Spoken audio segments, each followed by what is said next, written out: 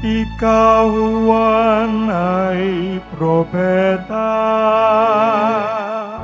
sinugo upang manguna sa manunubos ng sala.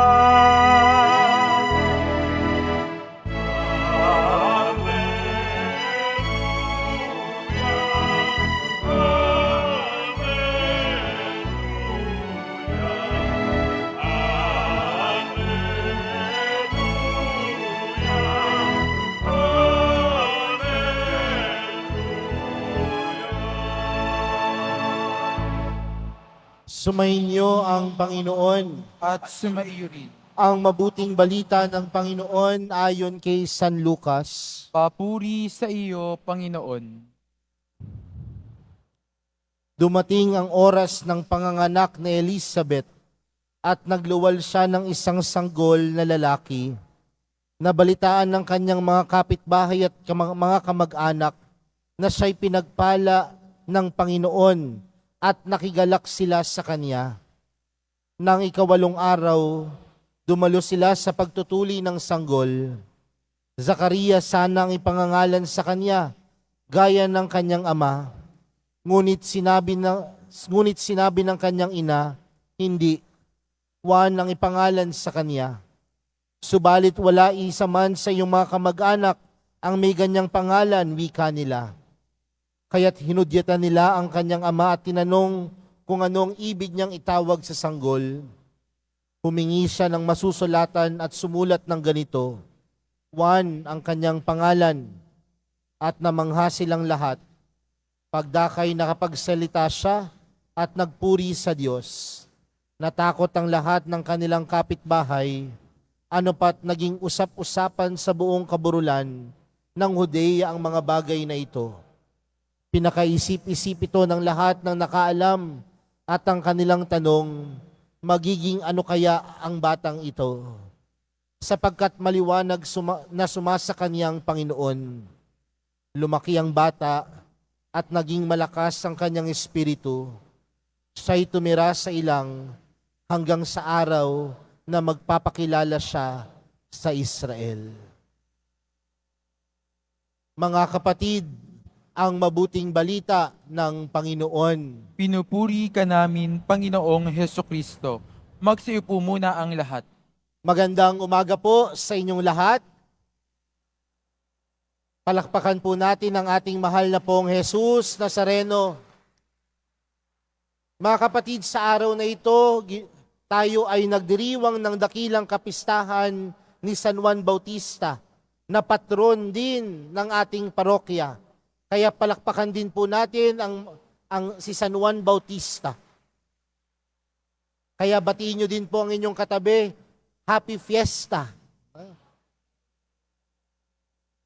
Mga kapatid, alam po natin ang ginampanang papel ni Juan Bautista sa buhay na pananampalataya natin. At alam natin na si Juan Bautista ay hindi lamang pinsan ni Jesus, dahil siya ay anak ni Elizabeth at ni Zacarias. Ngunit alam natin na ang misyon, ang tungkulin ni Juan Bautista ay ihanda ang daraanan ng Panginoon. Kaya nga doon sa ating ibanghelyong napakinggan, nung ipinanganak si Juan Bautista, ano ang mga bulong-bulungan ng mga tao sa kanilang paligid? Magiging ano kaya ang batang ito? Di ba minsan ganyan din naman sa pamilya natin o kaya sa komunidad natin, kapag merong ipinanganak na bata, minsan tinitingnan natin ang sanggol, magiging ano kaya ito? O kaya habang lumalaki ang bata at nakikita natin yung hilig ng batang ito, marahil sinasabi natin, siguro balang araw, yung batang yan magiging pulis. Yung batang yan magiging abogado. Yung batang yan magiging pari.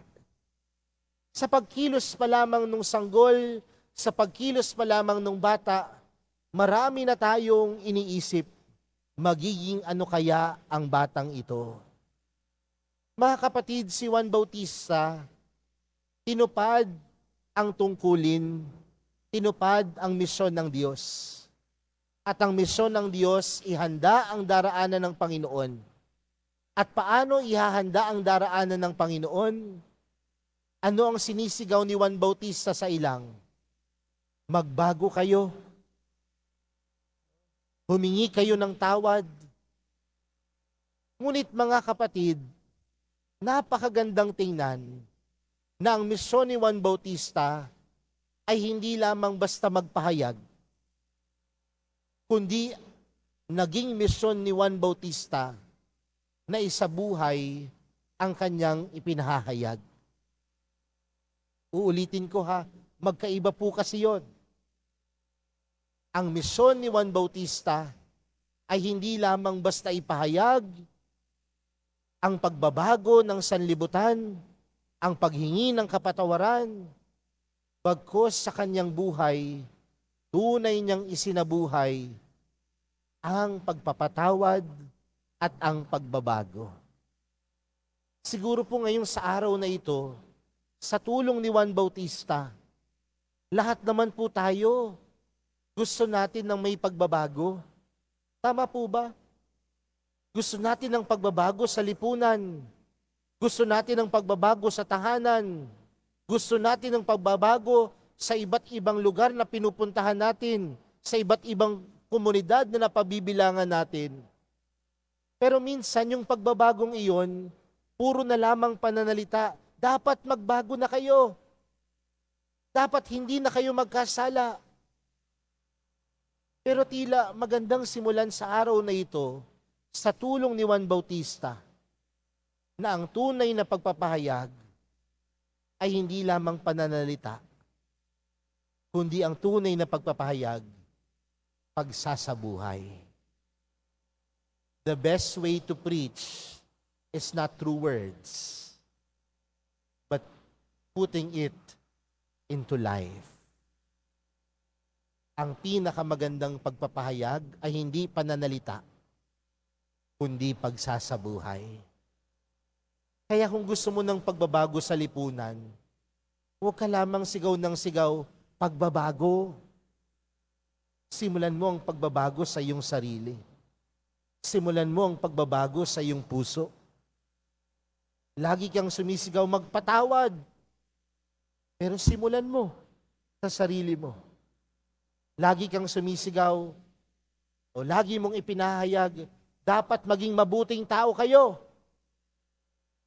Pero nakikita ba yung pagiging mabuting tao sa taong nagpapahayag? Si Juan Bautista, hindi lamang ginawa ang misyon sa pagpapahayag, ngunit ginawa niya at inihanda niya ang daraanan ng Panginoon sa pagsasabuhay ng kanyang misyon. Pangalawang bagay, mga kapatid, ang pagsasabuhay ay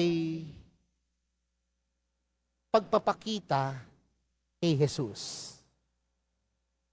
Ang pagsasabuhay ng mabuting gawa ay pagpapakita kay Jesus. Ang pagsasabuhay ng pag-ibig, pagpapakita kay Jesus. Ang pagsasabuhay ng kapayapaan, pagpapakita kay Jesus. Kapag ikaw ay tumutulong sa iyong kapwa, ipinapakita mo si Jesus. Sa madaling salita, sa buhay ni Juan Bautista, sa lahat ng mga bagay na kanyang ginawa, hindi sa kanya nakatuon ang lahat ng bagay, kundi lahat ng kanyang ginawa ay pagbibigay papuri sa Diyos. Diba sinabi ni Juan Bautista, He must increase, I must decrease. Dahil sa lahat ng kanyang mga tungkulin, misyon, responsibilidad at gawain, hindi mahalaga ang sarili, kundi ang mas mahalaga ay ang pagbibigay papuri sa Diyos. Mga kapatid, sa mga oras na ikaw ay gumagawa ng mabuti, ito ay pagbibigay papuri sa Diyos. Ito ay hindi pagbibigay papuri lamang sa sarili. Dahil kung ito ay nagbibigay papuri lamang sa sarili, ang tawag po doon pakitang tao. Pero kapag ikaw gumagawa ng mabuti, dahil ito ay nagbibigay papuri sa Diyos, ikaw ay gumagawa ng tama dahil ikaw ay nagpabigay papuri sa Diyos. Sa buong tanan ng buhay ni Juan Bautista, hindi ito nakatuon sa kanya, kundi laging ito ay nagbibigay papuri at laging nakatuon sa Diyos. Kaya mamaya kapag gumawa ka ng tama, huwag mong sabihin, ang sarap ng pakiramdam. Kasi minsan ganyan, di ba? Ang sarap pala ng pakiramdam kapag nagbibigay ka ng limos. Ang sarap pala ng pakiramdam kapag tumutulong ka sa kapwa. Pero wag lang sana sa pakiramdam, kundi ito ay maging gawain, pag-uugali, pag-iisip, at pagsasabuhay natin. Dahil sa mga oras na ikaw ay gumagawa ng tama at mabuti, nagbibigay papuri ka kay Jesus. Nagbibigay papuri ka sa Diyos.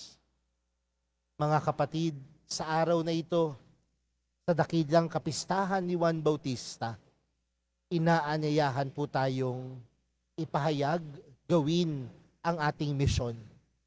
At ang misyon natin ay hindi lamang sa pamamagitan ng pagpapahayag, kundi pagpapahayag na may pagsasabuhay.